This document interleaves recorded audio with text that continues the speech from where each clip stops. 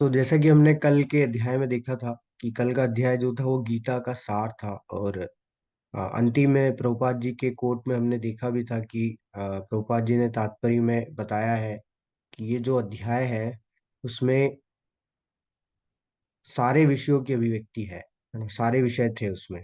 कर्म योग भी था, ज्ञान योग भी था और भक्ति योग भी था। अब भगवान एक एक करके ये सारे योगों को जो है डिटेल में हमें बताएंगे कि वास्तविकता में ये सारे योग है क्या, क्योंकि अभी सिर्फ परिचय दिया है ना। कर्म योग के बारे में हमने कल एक श्लोक देखा था, कर्मण्यवाधिकारस्ते। तो उसी के आधार पे ये पूरा जो अध्याय है ये भगवान हमें इसमें बताएंगे कि वास्तव में कर्म के सिद्धांत क्या होते हैं। किस तरीके से लॉ ऑफ कर्मा जो हम लोग बोलते हैं वो कैसे हमारे ऊपर लागू होता है और कैसे हम लोग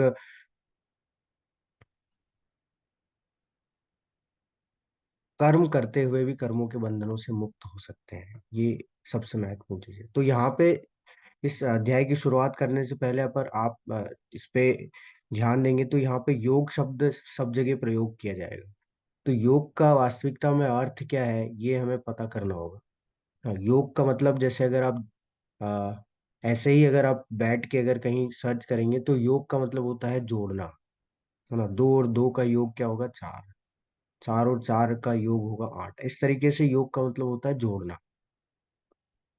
और अगर आप इसको संस्कृत के हिसाब से भी अगर आप देखेंगे तो योग आता है युज्य धातु से। और युज्य का मतलब होता है जोड़ना, तो योग का मतलब भी क्या होता है? जोड़ना। तो यहाँ हम लोग देख रहे हैं कर्म योग। कर्म योग क्या है?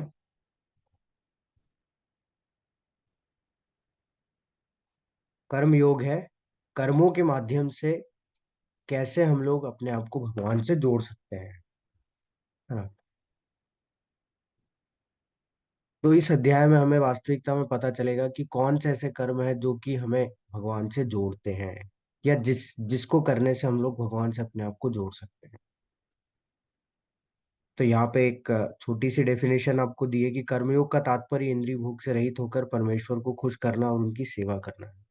तो इसको हम लोग समझेंगे इस लाइन को कि वास्तविकता में कर्मयोग का तात्पर्य ये कैसे है कि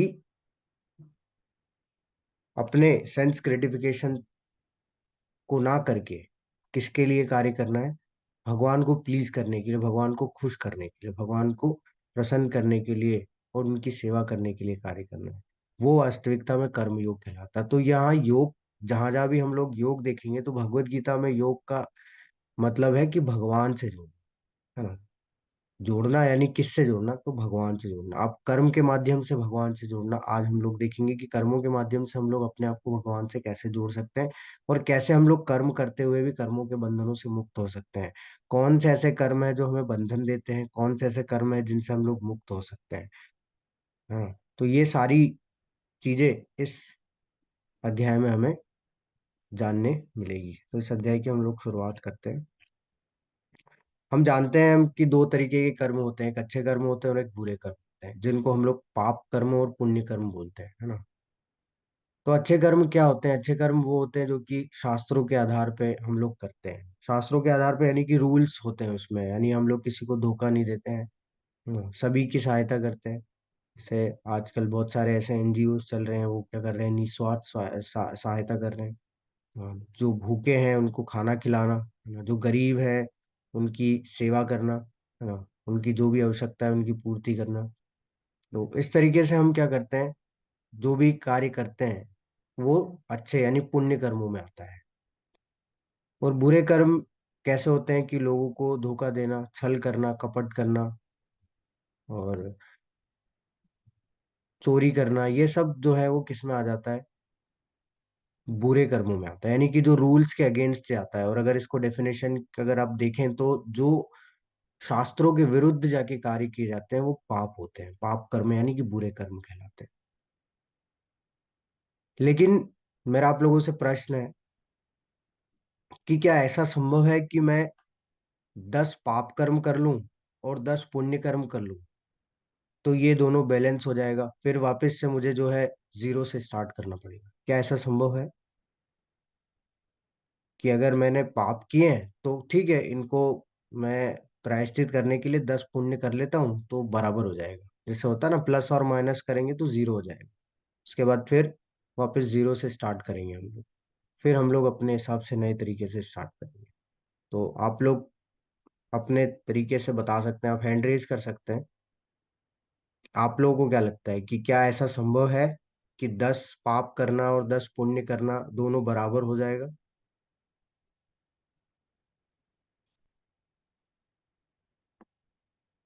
ओके, अनिल प्रभु जी बोल रहे हैं नहीं। स्वाति माता जी भी बोल रहे हैं नो। सुधीर प्रभु जी भी बोल रहे हैं नो। ओके। मुकेश प्रभु जी भी बोल रहे हैं नो। सचिन प्रभु जी, कुमार प्रभु जी, सभी नो ही बोल रहे हैं। ओके। तो बिल्कुल करेक्ट है कि ऐसा नहीं होता है कि अगर आप 10 कार्य कर लें अच्छे और 10 कार्य बुरे कर लें तो वो ऐसा नलिफाइड नहीं हो जाएगा, आखिरी में जाके जीरो नहीं हो जाएगा। क्योंकि हर एक कर्म का अपना फल होता है। तो अगर आपने 10 पाप किए हैं तो उसके अपने फल आपको मिलेंगे। अगर आपने 10 पुण्य किए हैं तो उसके आपको अपने फल मिलेंगे। लेकिन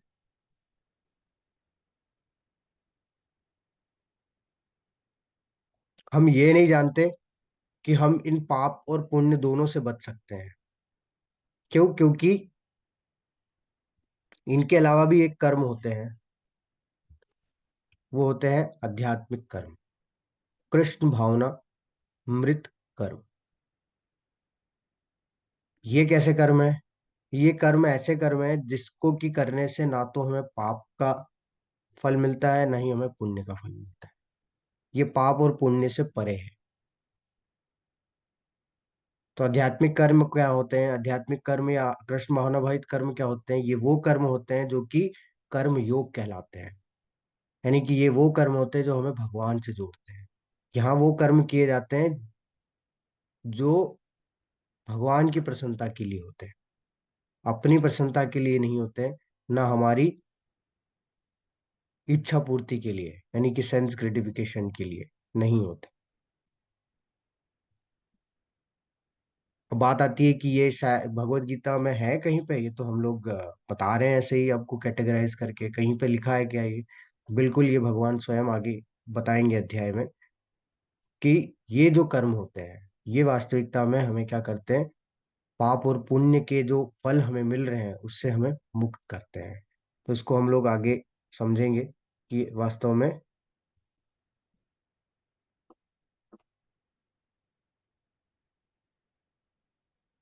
ये क्या है। ठीक है, हम लोग इसको।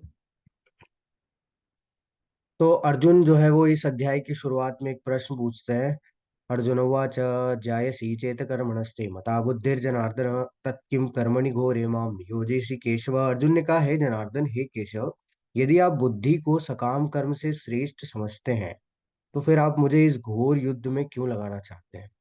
तो देखिए, भगवान ने ना कल हमने देखा था कि कई सारे विषयों पे जो है वो चर्चा की थी। अब उसमें से भगवान ने बोला था कि देखो अर्जुन, पाप तुम्हें तब नहीं लगेगा जब तुम मेरे लिए कार्य करोगे। तो इसलिए मैं जो बोल रहा हूँ वही करो तुम, क्योंकि वो मेरी इच्छा है। और मेरे लिए कार्य करोगे तो क्या होगा? कोई कोई पाप नहीं है, कोई पुण्य नहीं है, कोई पास नहीं, कोई फेल नहीं। इस पर हमने चर्चा की थी कल, है ना।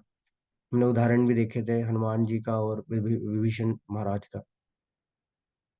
तो अब अर्जुन बोल रहे हैं कि आप तो बोल रहे हो बुद्धि जो है वो श्रेष्ठ है युद्ध करने से। सकाम कर्म यहाँ पे क्या हो गया? सकाम कर्म मतलब होता है कि इच्छा पूर्ति के लिए कार्य करना। तो उसे क्या लग रहा था, अर्जुन क्या कर रहा है, अर्जुन को ये लग रहा है कि मैं युद्ध करूं या मैं ये जो आप बोल रहे हो ये करूं, बुद्धि योग, जिसको भक्ति योग बोला जाता है। तो अब मुझे समझ में नहीं आ रहा कि मैं करूं क्या। और आप बोल रहे हैं कि बुद्धि योग सकाम कर्म से श्रेष्ठ है, यानी कि युद्ध करने से श्रेष्ठ है भक्ति योग। तो फिर आप मुझे युद्ध करने में क्यों लगा रहे हैं? दोनों एक साथ तो संभव है नहीं। और हमारा भी यही प्रश्न होता है कि ये तो बहुत ही मुश्किल है कि दोनों एक साथ हम लोग कर लें, कर्म करें या फिर भक्ति योग करें, बुद्धि योग का पालन करें, या आध्यात्मिक कर्म कैसे करें? फिर बात ही आ जाती है, हम लोग या तो पाप कर सकते हैं या तो पुण्य कर सकते हैं, आध्यात्मिक कर्म करें कैसे? दोनों को कैसे मिला सकते हैं? भगवान को हम लोग अपने कर्मों में कैसे जोड़ें? तो अर्जुन भी यही पूछ रहे हैं कि मैं युद्ध कैसे करूं। आप बोल रहे हो कि ये भी करो, बुद्धि योग भी करो, बुद्धि योग श्रेष्ठ है, लेकिन फिर आप बोल रहे हो कि युद्ध भी करो, तो ये तो संभव ही नहीं है। कंफ्यूज हो गए फिर से वो। फिर आगे वो यही बोल रहे कि व्यामिश्रेण वाक्येन बुद्धिम मोहयसी में, कि आपने जो व्यामिश्रित अनेकार्थिक उपदेशों को सुन के मेरी बुद्धि मोहित हो गई है।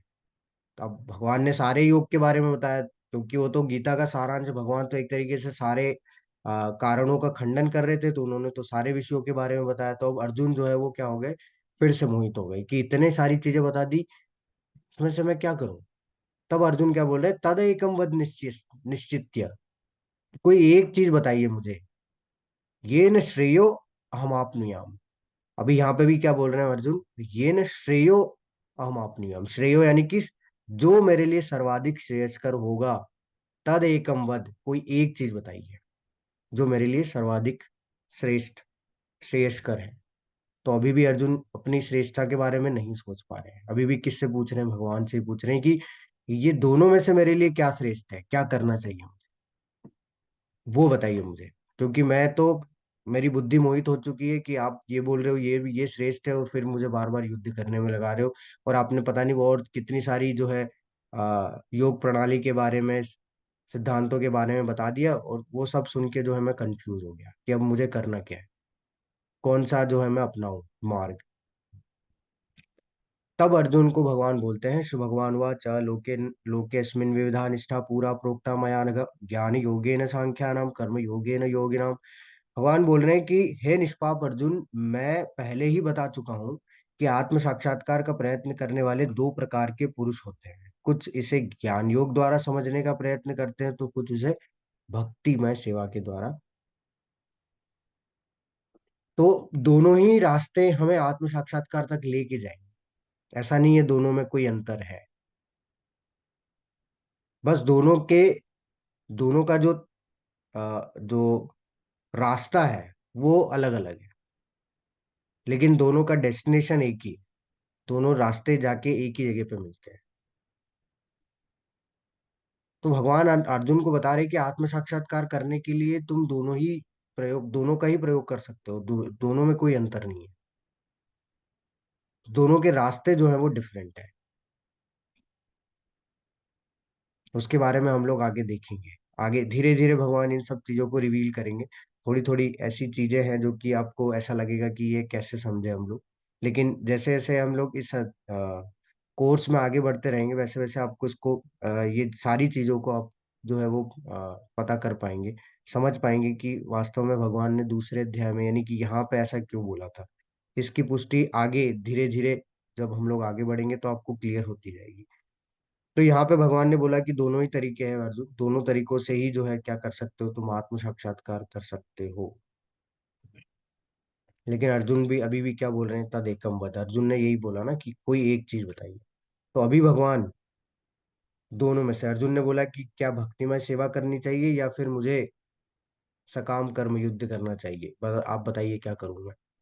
तो अब अर्जुन को जो है भगवान उत्तर देते हैं। तो अभी क्योंकि ये कर्म योग है, तो यहाँ पे भगवान कर्म के सिद्धांत के बारे में पहले बताएंगे, उसके बाद फिर धीरे धीरे ज्ञान के सिद्धांत के बारे में भी बताएंगे। तो अभी कर्म के सिद्धांत के बारे में भगवान क्या बोल रहे हैं, कि न तो कर्म से विमुख होकर कोई कर्मफल से छुटकारा पा सकता है, और न केवल संन्यास से सिद्धि प्राप्त की जा सकती है। हमें क्या लगता है संन्यास, अब यहाँ पे संन्यास क्यों आया, क्योंकि हमें लगता है कि ज्ञानी व्यक्ति जो ज्ञान योग में रहता है, वो कर्म नहीं करता, वो क्या करता है, वो संन्यास ले लेता है। क्योंकि उसे ज्ञान हो जाता है, परम सत्य का ज्ञान होने के बाद वो क्या करता है, सब कुछ छोड़ के कहाँ चले जाता है, एकांत में चले जाता है, और वहां बैठ के जो है क्या करने लगता है, भगवान का ध्यान करने लगता है। तो भगवान यहाँ बोल रहे हैं कि पहली चीज तो ये है कि अगर कर्म से विमुख होकर कोई कर्मफल से छुटकारा पा सकता है, ये संभव नहीं है। क्योंकि कर्म करना कोई भी नहीं छोड़ सकता। अगर कोई व्यक्ति सब कुछ भी त्याग दे इस संसार में, तो भी उसे कर्म तो करना ही होगा। तो भी वो कर्म कर रहा है। कैसे कर्म कर रहा है, वो सांस ले रहा है, वो भी एक कर्म करना ही है इस संसार में। तो कर्म से विमुक्त तो कोई भी नहीं हो सकता, तो कर्म फल से कोई विमुख नहीं हो सकता। और अगर सिर्फ संन्यास ले लिया तो भी कोई सिद्धि प्राप्त नहीं कर सकता। अब वास्तविकता में हमें पता ही नहीं कि संन्यास कैसे लिया जा सकता है, कहाँ लिया जा सकता है। होता क्या है कि आजकल लोग क्या करते हैं, आजकल लोग ये करते हैं कि घर अपने सांसारिक जीवन से परेशान हो जाते हैं, और क्या है, सब कुछ छोड़ के चले जाते हैं एकांत में, या फिर कहीं ऐसी जगह पे जहाँ पे कि वो क्या करें, ये सारी चीजों से बच सके, और उसको वो संन्यास बोल देते हैं। जैसे होता है ना, छोड़ो घर बार चलो हरिद्वार वाला जो कोटेशन हम लोग देते हैं कि ये सब जो है सांसारिक जीवन व्यर्थ है, इसको छोड़ दो। लेकिन वो परेशानी में छोड़ा जा रहा है, वो कोई अंदर से आया नहीं है कि नहीं अब मुझे भगवान की प्राप्ति हो गई है, अब मुझे ज्ञान प्राप्त हो गया है, मैं जाऊंगा। नहीं, वो तो परेशान होके छोड़ा जा रहा है। तो इसलिए यहाँ पे प्रभुपाद जी बताते हैं, आप तात्पर्य में देखेंगे कि शुद्धि के बिना संन्यास ग्रहण करने से सफलता नहीं मिल पाती। हृदय की शुद्धि के बिना संन्यास सामाजिक व्यवस्था में उत्पात उत्पन्न करता है। तो कितना भी विद्वान व्यक्ति हो, अगर उसका हृदय शुद्ध नहीं है, और अगर वो संन्यास लेने के लिए निकल जाता है, तो कितना भी प्रयास कर ले वो कभी भी सफल नहीं होगा। उल्टा वो क्या करेगा, इस पूरे समाज में इस पूरे समाज में जो है वो क्या उत्पात पैदा करेगा।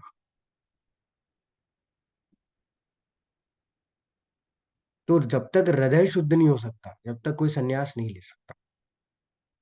तो संन्यास का मूल आधार ही यही है कि पहले हृदय शुद्ध होना बहुत जरूरी है, और हृदय शुद्ध करने के लिए प्रोसेस आगे हम लोग भगवान बताएंगे इसके लिए भी, क्योंकि सब चीजों को एक ही बार में अगर बता दिया जाएगा तो अर्जुन तो कंफ्यूज हो ही रहा है, हम लोग भी कंफ्यूज हो जाएंगे, है ना। और फिर ऐसा होगा कि अगले दिन से हम लोग क्लास में नहीं आ पाएंगे। तो इसलिए भगवान क्या है, छोटी छोटी चीजों को पहले बता देते हैं, उसके बाद फिर सबको डिटेल में एक्सप्लेन करेंगे धीरे धीरे जब हम लोग आगे बढ़ेंगे इस कोर्स। तो यहाँ पे भगवान जैसे प्रभुपाद जी बता रहे हैं कि बिना हृदय की शुद्धि से तो बहुत ही मुश्किल है कि कोई संन्यास ले सके।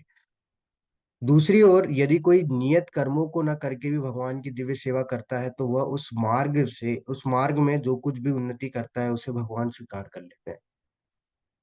ये हमने देखा भी था कि स्वल्पमप्य से धर्म से, अगर थोड़ा सा भी अगर प्रयास कर लोगे अर्जुन, तो त्रायतो महतो भया, तुम्हारी महान से महान भय से रक्षा हो सकती है।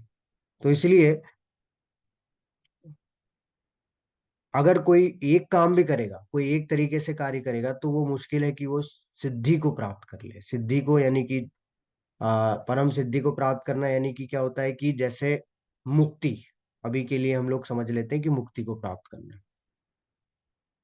वो बहुत मुश्किल है किसी एक मार्ग से। अगर कोई व्यक्ति बोलता है कि मैं कोई कर्म नहीं करूंगा, तो वो संभव नहीं है इस संसार में। वो क्यों नहीं संभव है? क्योंकि ये जो आत्मा है, हमारी जो आत्मा है, वो सक्रिय है, वो निष्क्रिय नहीं है। अगर वो निष्क्रिय होती तो वो जड़ होती। जड़ यानी कि ये शरीर। अब शरीर को कैसे समझेंगे आप? जड़ की शरीर जड़ है, इसका सीधा सीधा उदाहरण है कि जैसे ही मृत्यु होती है शरीर कार्य नहीं करता, क्योंकि शरीर के पास है ही नहीं कुछ पावर, तो कैसे करेगा कार्य? पावर कहाँ से आता है? आत्मा से आता है। तो आत्मा हमेशा सक्रिय है, तभी वो इस जड़ वस्तु को भी क्या बना देती है? सक्रिय बना देती है, चेतना दे देती है इसमें। तो अगर आत्मा भी अगर निष्क्रिय हो गई तो वो भी जड़ हो जाएगी। तो वो तो सिद्धांत ही खराब हो गया पूरा तरीके से। हम लोग अ, गलत हो जाएंगे उसमें। क्यों? क्योंकि हम लोग कार्य कर रहे हैं, उसका सीधा उदाहरण है कि आत्मा क्या है, सक्रिय है। तो आत्मा शांत नहीं बैठ सकती, वो इच्छाएं करती हैं, और इच्छाओं के माध्यम से वो अपनी इच्छाओं को पूरी करने के लिए इस शरीर के माध्यम से कार्य करना। तो हम लोग कार्य करते हैं। ये शरीर क्या करता है? हमारे पास हाथ हैं, पैर हैं, इंद्रियां हैं। इन इंद्रियों के माध्यम से हम लोग कार्य करते हैं। तो हम लोग चुपचाप नहीं बैठ सकते, हम लोग कभी भी बिना कार्य के तो रह ही नहीं सकते। तो इसलिए भगवान बोल रहे हैं कि कभी भी कोई कर्म से विमुख हो गए, कर्म फल से छुटकारा तो पा ही नहीं सकता। उसे ऐसा लग रहा है कि मैं अगर कर्मों को छोड़ दूंगा तो मैं कर्म फल तो कहाँ मिलेंगे, तो वो संभव नहीं है। तो ऐसे व्यक्तियों का क्या होता है जो बिना हृदय की शुद्धि से संन्यास ले लेते हैं? उसके लिए भगवान बोलते हैं कर्मेंद्रियाणि संयम ये आस्ते मनसा स्मरण इंद्रिया अर्थान विमूढ़ात्मा मिथ्याचार से उच्यते। भगवान बोल रहे हैं जो कर्मेंद्रियों को वश में तो करता है, किंतु जिसका मन इंद्रिय विषयों का चिंतन करता रहता है, वह निश्चित रूप से स्वयं को धोखा देता है और मिथ्याचारी कहलाता है। मिथ्याचारी यानी पाखंडी कहलाता है। तो अगर ऐसा व्यक्ति बिना हृदय की शुद्धि से संन्यास ले लेगा तो वो पाखंडी कहलाएगा। और ऐसे आजकल बहुत सारे लोग आपको देखने मिल जाएंगे। ठीक है, आप फोटो भी देख ही रहे हैं आपके स्क्रीन पे। तो सन्यासी ये नहीं होते। ठीक है, अभी भी लगाव है फोन और अपने इंद्रियों को तृप्त करने के लिए। आ, आप देख रहे हैं हाथ में उन्होंने सिगरेट ले रखी। तो ऐसे बहुत सारे आपको लोग मिल जाएंगे। वो क्या है, वो जबरदस्ती जो है अपने सांसारिक जीवन से परेशान होके, उनके जीवन में उथल पुथल थी, उससे बचने के लिए वो क्या है, वो चले गए। और ऊपर से तो हमें सन्यासी लग रहे हैं, पहनावे से हमें सन्यासी लग रहे हैं, वेशभूषा से सन्यासी लग रहे हैं, लेकिन वो वास्तविकता में सन्यासी नहीं है। वो अपने आप को तो धोखा दे ही रहे, और समाज जो कि उनको जो है बढ़ावा दे रहा है, वो भी क्या कर रहे हैं, उसको भी धोखा दे रहे हैं। तो ऐसे लोग पाखंडी कहलाते हैं। और प्रभुपाद जी बताते हैं कि ये जो सन्यास है, ये मरकट सन्यास है। मरकट सन्यास, मरकट होता है बंदर। तो बंदरों को भी आप देखेंगे तो बंदर भी क्या करता है, कोई कपड़ा नहीं पहनता, और सिर्फ कंद मूल इधर से उधर जो है खाता है, उसको कोई वो नहीं रहता। तो वो दिखता है ऊपर से हमें कि हाँ ये तो कितना बताओ सन्यासी है कि खा भी रहा है कंदमूल, लेकिन आप उसको कभी ध्यान से देखिएगा, वो सिर्फ खाता ही रहता है। वो जहां भी बैठेगा उसका मुंह चलता ही रहेगा, कुछ ना कुछ उठा के खाता रहेगा। तो देखने को तो वो सन्यासी दिखता है, व्यक्ति भी, लेकिन वो क्या करता है, उसके अंदर विषय चलते रहते हैं। कैसे विषय, उसके अंदर ये विषय चलते रहते हैं कि अब वो छोड़ के तो आया है सांसारिक जीवन को, उसके दिमाग में अभी भी यही चलता रहेगा, उसके मन में अभी भी ये चलता रहेगा कि आ, मेरे घर में क्या हो रहा होगा, मेरे बच्चे क्या कर रहे होंगे, है ना, मेरी पत्नी क्या कर रही होगी, कैसे ये लोग जी रहे होंगे, ये दुखी हैं या सुखी हैं। ये सब चीजें उसके दिमाग में चलती रहेगी। तो ऐसी भोग की फिर आपने देखा होगा, कई बार ऐसा होता है कि जैसे ही आ, कोई आता है कुछ खाना बांटने के लिए, तुरंत जो है वो डब्बा लेके उधर भाग दौड़ करते हैं, एक दूसरे की मारपीट करते हैं। तो ये सन्यासी नहीं होते, ये तो जबरदस्ती भागे हुए लोग हैं, जो कि संसार से परेशान हो गए थे और भाग गए और बोले कि हम लोग संन्यास ले रहे हैं। तो ये हृदय की शुद्धि के बिना संन्यास लेना बिल्कुल भी संभव नहीं है। अगर ऐसा कोई करता है तो वो मिथ्याचारी कहलाता है, वो पाखंडी कहलाता है। वो स्वयं को तो धोखा देता ही देता है, पूरे समाज में भी जो है वो बात उत्पन्न करता है। तो इसी में एक कहानी आती है छोटी सी, शास्त्रों से ये कहानी आती है भरत महाराज की। भरत महाराज जो है, इसको हम लोग कैसे समझ सकते हैं इस श्लोक को, उसके लिए ये कहानी है। वैसे समझने के लिए, वैसे भरत महाराज क्या थे, बहुत बड़े भक्त थे भगवान के। लेकिन होता क्या है कि अब वो राज्य राजा थे, तो राज्य का सारा सब कुछ भार उन्हीं पे था। तो वो भगवान की भक्ति नहीं कर पा रहे थे। तो उन्होंने सोचा कि संभव नहीं हो पा रहा है, मैं समय नहीं दे पा रहा हूँ, तो वो क्या सोचे कि मैं सब कुछ छोड़ के जो है एकांत में जंगल में जाके क्या करूंगा, भगवान की भक्ति करूँ। तो उन्होंने ये निर्णय जब लिया, तो उन्होंने अपना जितना भी राज दरबार था, जो भी जिस पे भी उनका वो था, सब कुछ किसको दे दिया, अपने परिवार वालों को सौंप के वो चले गए जंगल में। वहां पे उन्होंने एक कुटिया बना के क्या किया, भगवान की भक्ति करना शुरू की। लेकिन होता क्या है, एक समय पे जब वो जाते हैं नदी पे स्नान करने के लिए, तो वहां उस नदी में बहता हुआ एक हिरण का बच्चा जो है उन्हें दिख जाता है। अब बच्चा है छोटा सा, ठीक है, उसको वो लेके आ जाते हैं बचाने के लिए। ठीक है, बचा बचा तो लिया उन्होंने, लेके आ गए। अब वो बच्चा इतना ज्यादा सुंदर था कि उससे उनको आसक्ति हो गई, अटैचमेंट हो गया। अब पूरा दिन पूरा टाइम वो क्या करने लगे, उस हिरण के बच्चे की सेवा करने लगे, उसको खिलाने लगे, उसको नहलाने लगे, उसको एक बच्चे की तरह जो है वो उसकी सेवा करने लगे। हो मतलब इस पूरे उसमें ये हो गया कि वो जिस कार्य के लिए आए थे, जिस कार्य के लिए उन्होंने अपना राज दरबार छोड़ा था, वो कार्य वो भूल गए। तो यहाँ से हमें ये समझ में आ रहा है कि जब तक हृदय की शुद्धि नहीं होगी, जब तक कोई व्यक्ति अकेला रह के तो बिल्कुल भी कार्य नहीं कर पाएगा। इसलिए शास्त्र हमें क्या बोलते हैं, शास्त्र बोलते हैं साधु संग सर्व शास्त्र कहे, लव मात्र साधु संग सर्व सिद्धि हो। तो शास्त्र बोलते हैं कि साधु संग कि साधु के संग में ही रह के हमें क्या करना चाहिए, प्रयास करना चाहिए भगवान की भक्ति करने का। तभी तो ये जो मंदिर बनाए जाते हैं इसीलिए कि वहां पे हमें साधु संग मिल जाए। बिना साधु के संग के, साधु संग यानी कि भक्तों के संग के, हम लोग नहीं भक्ति में आगे नहीं बढ़ पाएंगे। हम लोग एक अकेले जो है नहीं कर पाएंगे। हमें इन्वायरमेंट चाहिए, एक ऐसा वातावरण चाहिए, और वो वातावरण कहाँ मिलता है हमें? भक्तों के संग में। तो जो भक्त एक जैसे ही भक्त जब आपको मिलेंगे, जब आप उनके बीच में जाएंगे, तो आपके लिए ये चीज आसान हो जाएगी। अगर हम लोग सोचे कि मैं अकेला रह के ये सब चीजें कर लूंगा ट्राई, तो हम लोग प्रयास कर सकते हैं, अभ्यास कर सकते हैं, लेकिन हम लोग उसमें आगे बढ़ने में हमें बहुत मुश्किल होगी। इसलिए हमें प्रयास करना चाहिए कि हम लोग टाइम टू टाइम जो है भक्तों का संग कर सके, जिससे कि हम इस अध्यात्म के रास्ते को जो है हम लोग और जो है आसानी से आगे, अध्यात्म के रास्ते पे हम लोग जो है आसानी से आगे बढ़ सके। तो अभी एक प्रश्न हमारा था कि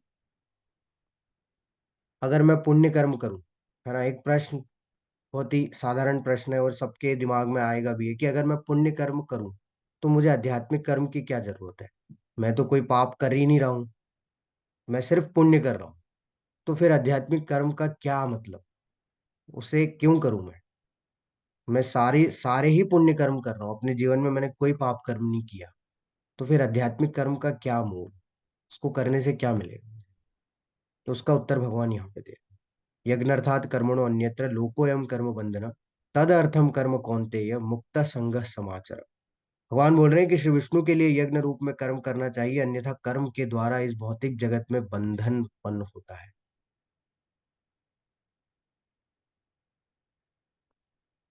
अतः हे कुंती पुत्र, उनकी प्रसन्नता के लिए अपने नियत कर्म करो, इस तरह तुम बंधन से सदा मुक्त रहोगे। तो अभी भगवान यहाँ पे स्पष्ट बोल रहे हैं कि मेरे लिए कार्य करना है तुम, मेरी प्रसन्नता के लिए कर्म करना है। अगर मेरी प्रसन्नता के लिए तुम कर्म नहीं करोगे तो बंधन में रहोगे। लेकिन अगर मेरी प्रसन्नता के लिए कर्म करोगे तो मुक्ता संग समाचार, तुम मुक्त हो जाओगे। किससे? सारे कर्मों के बंधनों से। स्पष्ट रूप से भगवान बोल दिए। देखिए होता क्या है कि हम जो पाप कर रहे हैं उसका तो हमें फल मिलता है, ये तो हम सब जानते हैं कि हाँ, पाप करेंगे तो उसका जो फल मिलेगा उससे हमें उस फल को भुगतना पड़ेगा, उसके बुरे फल मिलेंगे। पुण्य करेंगे तो उसके अच्छे फल मिलेंगे, और अच्छे फल को भी हमें भुगतना पड़ेगा। तो मतलब ये कि अगर मैं पाप कर रहा हूं तब तो मैं बंध रहा हूँ, ये तो हम लोग समझ रहे हैं, लेकिन मैं पुण्य कर रहा हूँ तब भी मैं बंध रहा हूँ। क्यों? क्योंकि जो अच्छे फल मिले उनको भी तो हमें भुगतना पड़ेगा ना, वो कहाँ जाएंगे? उसके फलों के जो रिएक्शन है वो हमें पूरे करने होंगे। जो हमें फल मिले उसका रिएक्शन क्या है, उसके प्रारब्ध को हमें भुगतना पड़ेगा। अच्छे मिलेंगे ऐसा नहीं है कि अच्छे नहीं मिलेंगे, क्योंकि पुण्य किए हैं तो अच्छे फल मिलेंगे, लेकिन अल्टीमेटली वो भी तो हमें पूरे करने होंगे। तो हम लोग क्या कर रहे हैं? पुण्य करके भी बंध रहे हैं। इसलिए सिर्फ पुण्य कर्म करना हम लोग को बांधता है, लेकिन पुण्य कर्म भगवान की प्रसन्नता के लिए करना हमें मुक्त कर देता है। तो अगर हम लोग जो भी पुण्य करें, जो भी अपने नियत कर्म करें, पाप को छोड़ के, उससे अगर भगवान को जोड़ दे, वो भगवान की प्रसन्नता के लिए करें, भगवान की सेवा में करें, तो हम लोग कर्मों के बंधनों से मुक्त हो सकते हैं। तात्पर्य में प्रभुपाद जी यही बोल रहे हैं कि अच्छे तथा बुरे कर्मों के फल होते हैं, और कोई भी फल कर्म करने वाले को बांध लेता है। अतः कृष्ण को प्रसन्न करने के लिए कृष्ण भावनावाहित होना होगा, और जब कोई ऐसा कर्म करता है तो वह मुक्त दशा को प्राप्त होता है। तो अगर कोई व्यक्ति संन्यास नहीं भी ले रहा है और अपने घर में बैठ के अपने नियत कर्मों को करके भगवान को जोड़ दे रहा है अपने कर्मों में, तो भी वो मुक्त हो जाएगा। सब लोगों को ऐसा लगता है कि भगवत गीता पढ़ने से व्यक्ति संन्यास ले लेता है। भगवान पूरी भगवत गीता में आप खुद 18 दिन के बाद देख लेना, कहीं नहीं ऐसा बोलते कि तुम संन्यास लो तभी तुम मेरे पास आओगे, कहीं नहीं बोलते। किसी एक श्लोक में नहीं बोलेंगे। उल्टा उनका पूरे भगवत गीता में यही एक मैसेज आता है हम लोग को कि सभी सारी चीजों में जो भी तुम कर रहे हो, अच्छी चीजों में, है ना, बुरी चीजों में नहीं, जो भी तुम कर रहे हो, जो अच्छे कार्य हैं, जो भी तुम्हारे नियत कार्य है, उसमें मुझे जोड़ो। तभी जाके जो है तुम क्या हो सकते हो, कर्मों के बंधनों से मुक्त हो सकते हो। प्रश्न आता है हमारे लिए कि क्यों भगवान को, क्यों कर्मों के बंधनों को बंधन नहीं बांधते। वो चौथे अध्याय में भगवान बताएंगे कि भगवान को कर्मों के बंधन क्यों नहीं बांधते। क्योंकि भगवान इसकी पुष्टि स्वयं करते हैं कि नमाम कर्माणि लिम्पन्ति, चौथे अध्याय में बताएंगे भगवान, नमे कर्म फल स्पृहा इति यो माम अभिजानाति कर्म भी न सबध्यते। भगवान बोलते हैं कि नमाम कर्माणि लिम्पन्ति, कोई कर्म मुझे नहीं बांध सकता। न में कर्म फल स्पृहा, और किसी फल की, कर्म फल की कोई मुझे कामना नहीं है। इवन भगवान तो दूसरे अध्याय में ये चीज की पुष्टि भी कर देते हैं कि मेरे लिए कोई कर्म ही नहीं है। लेकिन फिर भी तीसरे अध्याय में अभी करेंगे भगवान, फिर भी मैं कर्म करता हूँ। तो भगवान ये सारी चीजों को स्ट्रेट फॉरवर्डली बोल रहे हैं कि ये सब चीजें मेरे लिए है ही नहीं। और अगर कोई इसको जान गया, इति माम यो भी जाना थी, अगर ये कोई जान गया, कर्म भी न सलिप्यते, वो कभी भी इस कर्मों के बंधनों से नहीं बंधेगा। तो इसीलिए भगवान यहाँ बोल रहे हैं कि इसलिए ये करो। ये करने से क्या होगा कि हम लोग बंधनों से मुक्त हो जाएंगे, यानी कि कर्म करते हुए भी बंधनों से मुक्त हो रहे हैं। अब देखिए, हम लोग कर्म तो करेंगे लेकिन फिर भी करते करते मुक्त हो जाएंगे। क्यों? क्योंकि हमने उन कर्मों से किसको जोड़ लिया है, उन कर्मों में किसको जोड़ लिया है, भगवान को जोड़ लिया। बात आती है कि हम लोग कर्मों में भगवान को जोड़े कैसे।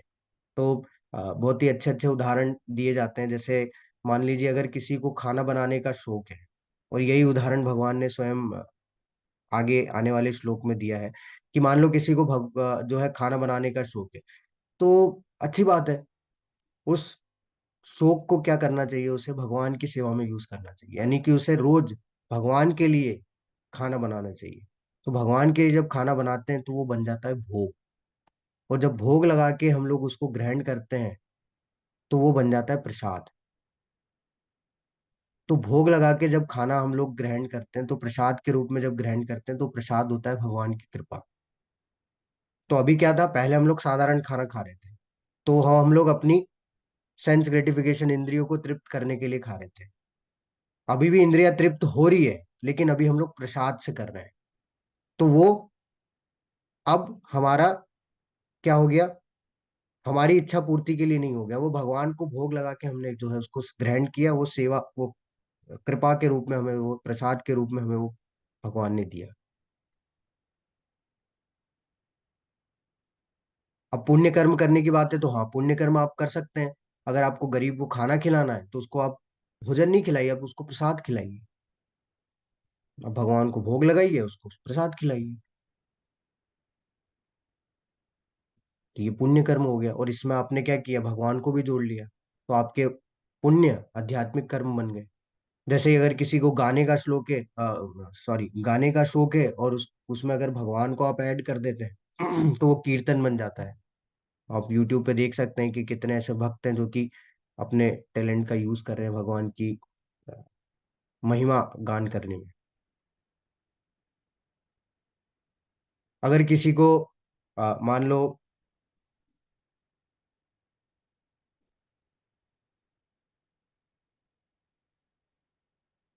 मत मान लो अगर कोई व्यक्ति, दो दो व्यक्ति अगर बातचीत कर रहे हैं, है ना, और उनमें अगर भगवान को अगर आप ऐड कर लें तो वो कथा बन जाती है। भगवान को ग्लोरीफाई, महान उनकी जो पास टाइम से उनको ग्लोरिफिकेशन करना, तो वो कथा के रूप में आ जाता है। तो सारी चीजों में हम लोग भगवान को जोड़ सकते हैं। बस हमें अपना दिमाग लगाना है कि कैसे हम लोग अपने कार्यों में भगवान को जोड़ सकते हैं। जैसे कोई व्यक्ति जॉब पे जाता है, उसे लगेगा कि मैं भगवान को कैसे जोड़ूं, तो आप जोड़ सकते हो, है ना। आप ये मान के कार्य करिए कि हाँ, आपको भगवान ने बुद्धि दी है, ज्ञान दिया है, उसके माध्यम से आप जॉब कर रहे हैं, और उस जॉब से आपको जो भी लक्ष्मी मिलेगी, उससे आप भगवान की सेवा करेंगे। ये सबसे आसान तरीका है। इसलिए तो जो गृहस्थ होते हैं उनके लिए एक यही सबसे इंपॉर्टेंट चीज होती है कि आप अगर कुछ नहीं कर रहे हो तो एटलीस्ट आप क्या करो, दान दो। आपको जो मिल रहा है उससे आप जो है भगवान की सेवा में लगाओ उसे, मंदिर बनाने में, भक्तों की सेवा में। ठीक है, या फिर ऐसी सेवा करो जिससे कि आप भक्तों को जोड़ सको, किससे, भगवान से। तो ये होते हैं आध्यात्मिक कार्य। जब भी हम लोग अपने कार्यों में, अपने नियत कर्मों में भगवान को जोड़ लेते हैं, वो आध्यात्मिक कार्य बन जाते हैं। और आध्यात्मिक कार्य करने से हम लोग किसी भी तरीके के बंधन से नहीं बनते। क्यों? क्योंकि हम लोग सारे फल को किसको अर्पित कर दे रहे हैं, भगवान को अर्पित कर दे रहे हैं। और जब फलों को भगवान को अर्पित कर दे रहे हैं तो भगवान को कोई कर्मों का बंधन नहीं बांधता, इसलिए हम भी कर्मों के बंधनों से मुक्त हो जाते हैं। और इसका उदाहरण एक आता है, जैसे आप इधर फोटो देख रहे हैं, तो युधिष्ठिर महाराज ने जब यज्ञ किया था, राजसूय यज्ञ किया था, तो उसमें क्या था कि यही एक कंफ्यूजन हो गया था कि अब मैं ये युद्ध करूंगा, सॉरी ये यज्ञ करूंगा, तो ये यज्ञ किसको अर्पित करूं मैं। तो वो मतलब निर्णय नहीं ले पा रहे थे कि किसको अर्पित किया जाए ये यज्ञ। तो वहां पे नारद मुनि बैठे थे और नारद मुनि ने बोला कि अच्छा, आप इसमें कंफ्यूज हो रहे हैं कि आपको किसको अर्पित करना है, इसमें आप इतना स्ट्रेस ले रहे हैं, आपके पास साक्षात भगवान है, भगवान श्री कृष्ण है, तो आप क्यों नहीं इनके चरणों पे आप जो है इस यज्ञ को अर्पित करते हैं, तभी वो यज्ञ क्या होता है, सफल हो जाए। तो वैसे ही हम लोग अगर अपने कार्यों को भगवान को अर्पित करते हुए अगर करेंगे तो हम भी आध्यात्मिक कार्य ही करेंगे। हमारे जो भी साधारण कार्य वे आध्यात्मिक बन जाएंगे और फिर वो हमें किसी भी तरीके के बंधन से नहीं बांधेंगे।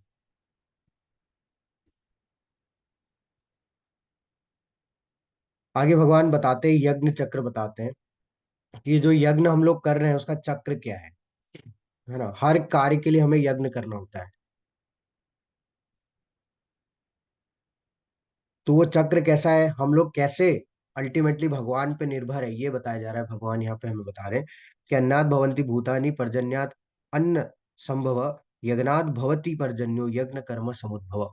सारे प्राणी अन्न पर आश्रित है, जो वर्षा से उत्पन्न होता है, वर्षा यज्ञ संपन्न करने से होती है, और यज्ञ नियत कर्मों से उत्पन्न होता है। तो यहाँ आप देख सकते हैं ये यज्ञ चक्र। अल्टीमेटली हम लोग हैं किस पे, आश्रित भगवान पे। वो कैसे यहाँ से बताया जा रहा है, वो ये बताया जा रहा है कि हम लोग का शरीर चलता है कब, जब भोजन हम लोग करते हैं, ठीक है, अन्न खा के। अन्न कहाँ से आता है, वर्षा से। और वर्षा कब होती है, जब हम लोग यज्ञ करते हैं। पहले समय में ऐसे ही होता था, यज्ञ यज्ञ किए जाते थे बड़े बड़े, और उन यज्ञों के माध्यम से आजकल भी आप देखते होंगे कि जब वर्षा नहीं होती है तो कहीं पे बहुत सारी ऐसी जगह हैं जहाँ पे कि यज्ञ किए जाते हैं, और फिर उसके माध्यम से फिर वर्षा होती है। लेकिन यज्ञ करना क्या है, यज्ञ करना किसके आधार पे है, शास्त्रों के आधार पे। और शास्त्र अल्टीमेटली क्या है, भगवान की वाणी है।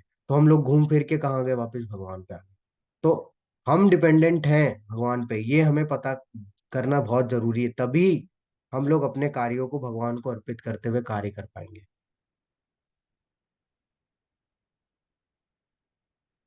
तो इसलिए यही कर्मयोग है। कर्मयोग का मतलब ही यही होता है कि अपने कर्मों के माध्यम से भगवान से अपने आप को कैसे जोड़ना है, हमें कैसे जुड़ सकते हैं हम लोग, वो कर्मयोग कहलाता है।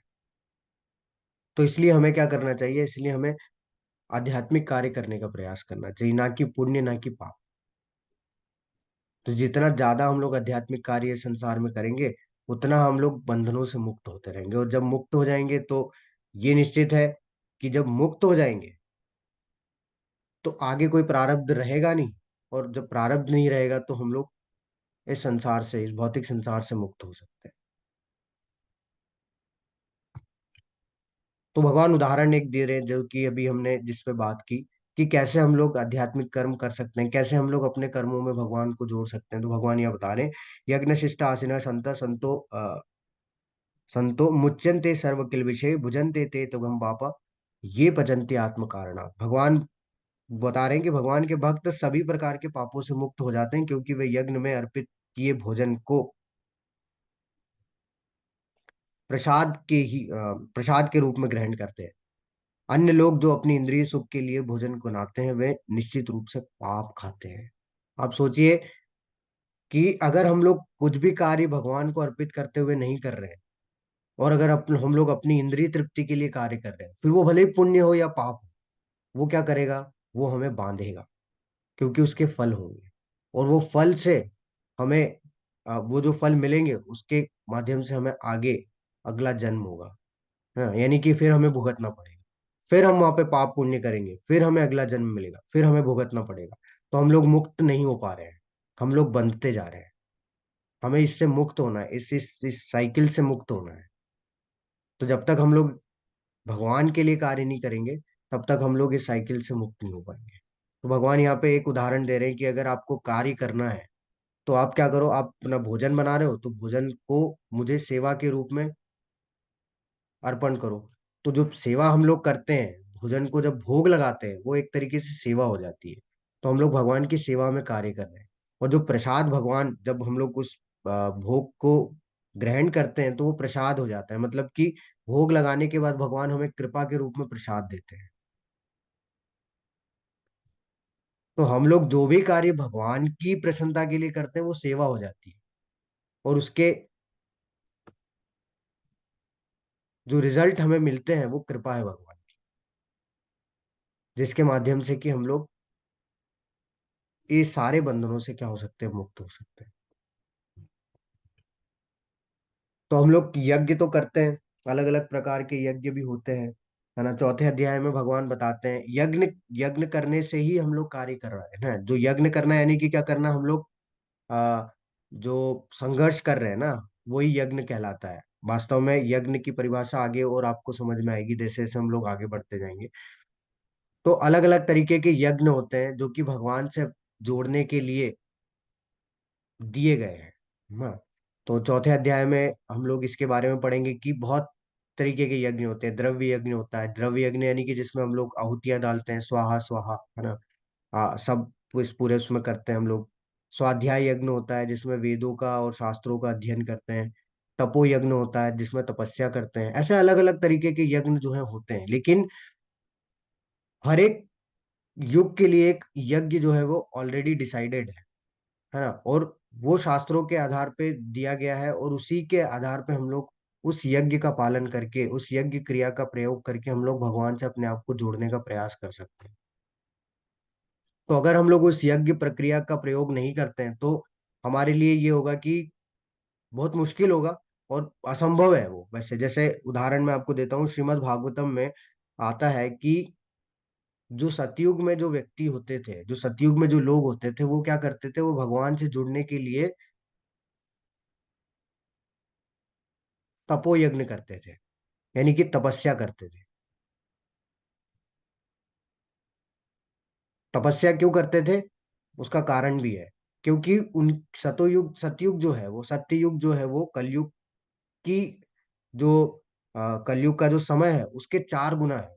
यानी कि कलयुग अगर 4,32,000 साल तक रहता है, तो 4 गुना सतयुग जो है वो एग्जिस्टेंस में रहता है।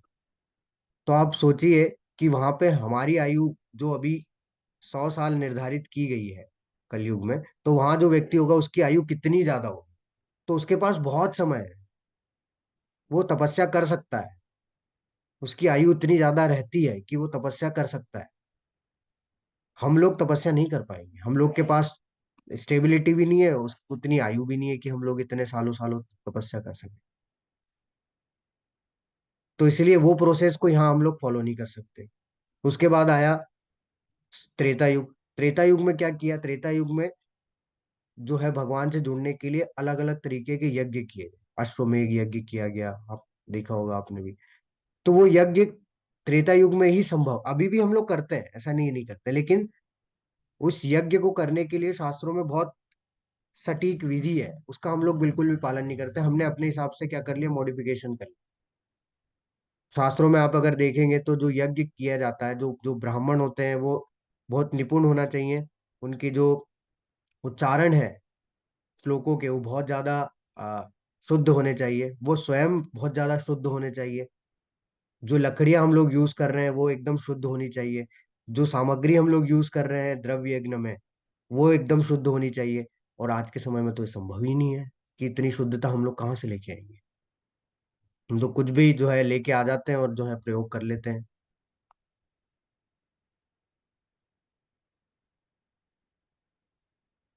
तो द्रव्य यज्ञ भी हम लोग करते हैं, लेकिन उसका कोई मतलब नहीं है। हम लोग क्या कर रहे हैं, उसको अपने अपनी तरफ से मॉडिफिकेशन करके कर रहे हैं, तो उससे कोई फल तो मिलेगा नहीं, क्योंकि हमने अपनी सहूलियत के हिसाब से उसको इजी बना लिया।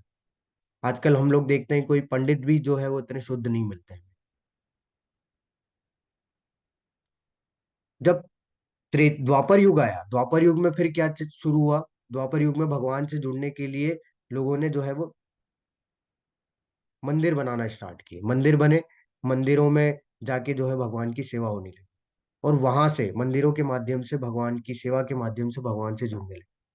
लेकिन आप देखेंगे अभी भी जो है बहुत सारे ऐसे मंदिर हमें मिल रहे हैं ना, जो कि खंड जब जमीन को खोदा जाता है तो कई सारे ऐसे मंदिर मिलते हैं। तो ये मंदिरों का जो सिलसिला अभी भी चल रहा है, क्योंकि अभी कितना ही बीता है, द्वापर युग को खत्म हुए कितना साल हुआ है, लगभग लगभग 5,000 साल खत्म हुए, है ना। तो ये अभी भी सिस्टम चल रहा है कि अभी भी हम लोग मंदिरों के माध्यम से जाते हैं, जुड़ते हैं। तो ये प्रोसेस चल रही है। लेकिन आप देखेंगे जैसे जैसे ये घोर कलयुग आता जाएगा, सब मंदिर भी समाप्त हो जाएंगे। इसलिए श्रीमद् भागवतम में बोला है, कलो तद हरि कीर्तनम। सिर्फ एक चीज रह जाएगी हमारे पास, वो है भगवान का नाम, इस कलयुग में। तो इसलिए कलयुग के लिए जो सबसे आसान तरीका है, वो है भगवान का नाम। भगवान का नाम लेने मात्र से व्यक्ति क्या कर सकता है, भगवान से अपने आप को जोड़ सकता है।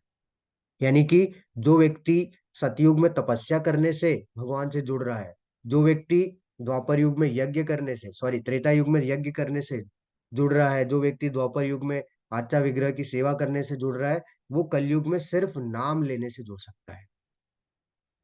ये कलयुग को सबसे बड़ा वरदान है।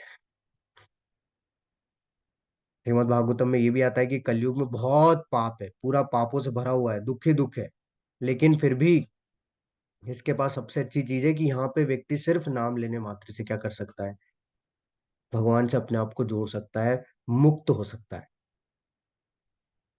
लेकिन अब बात आती है, भगवान के तो अनेकों नाम है ना, कौन सा नाम हम लोग लें? तो वो भी एक डाउट है हमारे दिमाग में, तो उसका आंसर भी शास्त्रों से ही मिलता है। तो ब्रह्म संहिता, सॉरी, कली संतरण उपनिषद में ब्रह्मा जी स्वयं इस चीज की पुष्टि करते हैं कि इस कलयुग के लिए कौन सा जो है मंत्र वास्तव में भगवान का नाम हमारा जो उद्धार कर सकता है। तो उसमें बताते हैं, हरे कृष्ण कृष्ण कृष्ण हरे हरे, हरे राम राम राम हरे हरे, इति षोडशकम नाम नाम।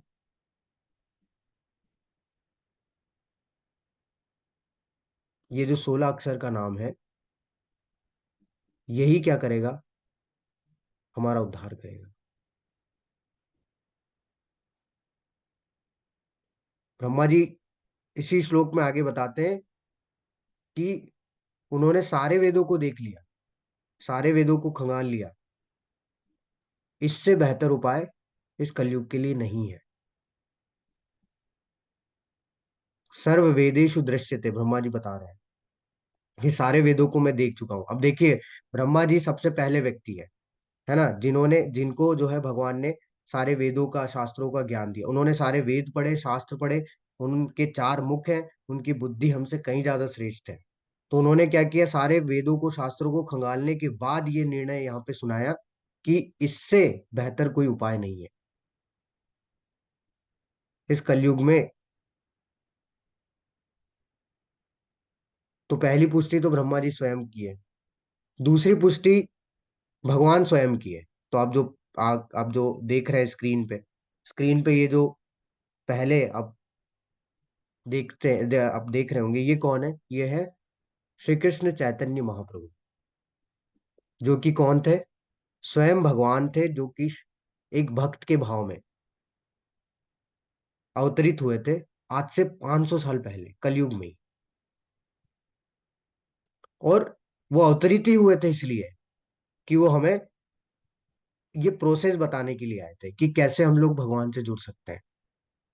तो उन्होंने ही ये प्रोसेस हमें दिया, उन्होंने ही हमें ये महामंत्र दिया, जिसके माध्यम से कि हम लोग भगवान से जुड़ सकते हैं।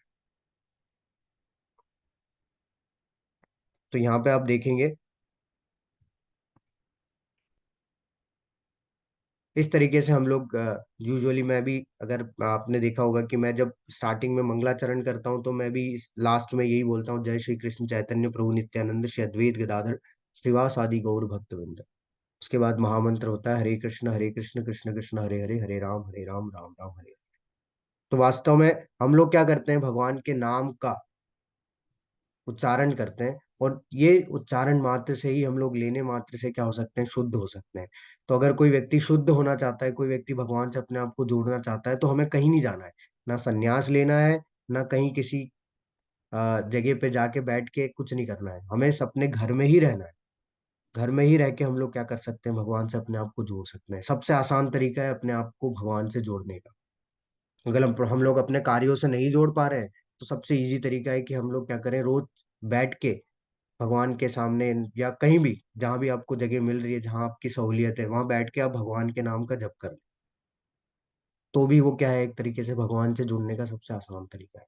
और यही चीज भगवान जो है वो श्रीमद् भागवतम में बताते हैं कि जो व्यक्ति शास्त्रों के आधार पे मुझसे जुड़ने का प्रयास करता है, वो बुद्धिमान है। सारे जीवों में सबसे ज्यादा बुद्धिमान उसे माना जाता है। तो आप लोग भी प्रयास कर सकते हैं। जब हम लोग सारी चीज अभ्यास करके देखते ही हैं, ट्राई करते हैं, तो एक बार आप ये भी ट्राई करके देख सकते हैं कि इससे कैसे जुड़ा जा सकता है। तो आप रोज एक माला जप जो है वो शुरू कर सकते हैं।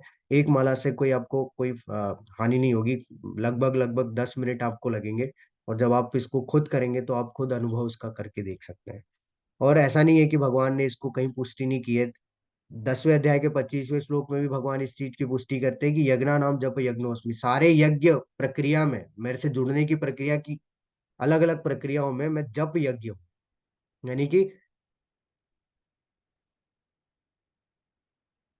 मेरा नाम लेने मात्र से जो है वो आप मुझसे जुड़ सकते हैं। तो आप प्रयास कर सकते हैं। माला पे आप जप कर सकते हैं। और अगर आपको अभी माला पे नहीं आता है, नहीं कर पा रहे हैं, तो आप ऐसे भी बैठ के 108 बार नाम लेके जो है वो देख सकते हैं।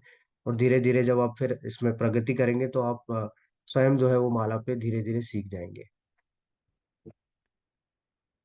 अब बात आती है कि अर्जुन को बार बार भगवान ये क्यों बोल रहे हैं, अर्जुन बार बार भगवान से ये क्यों बोल रहा है कि मैं नहीं करूंगा युद्ध। तो भगवान अर्जुन को बार बार बोल रहे हैं, नहीं नहीं, तुम्हें कर्म तो करना होगा, तुम कर्म से नहीं भाग सकते अर्जुन। तुम्हें युद्ध तो करना होगा, क्योंकि ये तुम्हारा धर्म है। अब अर्जुन को समझा रहे हैं कि क्यों युद्ध करना है। अर्जुन ये बोल रहा है ना कि मैं ये भोग, मुझे ये नहीं चाहिए, मुझे भोग नहीं करना है, मुझे ये नहीं करना है, मुझे भोग की कोई आवश्यकता नहीं है, मुझे तीनों लोकों की कोई आवश्यकता नहीं है। तो अर्जुन को बोल रहे हैं भगवान कि ठीक है, तुम्हें कोई चीज की आवश्यकता नहीं है, लेकिन फिर भी तुम्हें कर्म करना होगा। क्यों करना होगा? यद यद आचरति श्रेष्ठ तत्त एव इतरो जना स यद प्रमाणम कुरुते लोकोस्तत् अनुवर्तते। भगवान बोल रहे हैं कि महापुरुष जो जो आचरण करता है ना अर्जुन, सामान्य व्यक्ति उसी का अनुसरण करता है। वह अपने अनुसरणीय कार्यों से जो आदर्श प्रस्तुत करता है, संपूर्ण विश्व उसका अनुसरण करता है। तो भगवान बोल रहे हैं एटलीस्ट उन सामान्य लोगों के लिए तो करो जो तुमको फॉलो करते हैं। अगर तुम ऐसे कायरों की तरह यहाँ से भाग जाओगे, तो जो तुमको फॉलो करते हैं वो भी भागेंगे एक समय पे। उनके ऊपर जब कोई आपदा आएगी, तो भागना तो सॉल्यूशन नहीं है, तुम्हें युद्ध करना होगा। तो एटलीस्ट उनके लिए ये कार्य करो। अगर मैं तुम्हें जो कुछ भी बोल रहा हूँ, अगर तुम उसको फॉलो नहीं करोगे, तो जो तुम्हारे फॉलोअर्स हैं, जो तुमको फॉलो करते हैं, वो भी मेरी बात को नहीं मानेंगे। और जो मेरी बात को नहीं मानेगा, उसको तो बंधन होना ही होना है। वो तो फंस जाएगा इस संसार में।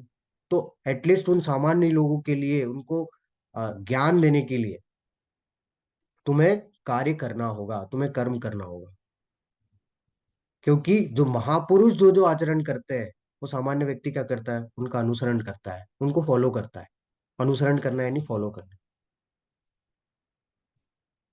क्योंकि वो अपने कार्यों से आदर्श प्रस्तुत करता है, और पूरा विश्व फिर उसका जो है वो क्या करता है, अनुसरण करता है, उसको फॉलो करता है। तो इसलिए प्रयास करो कि उन सामान्य व्यक्तियों के लिए कार्य करो, एटलीस्ट उनके लिए एक तो करो।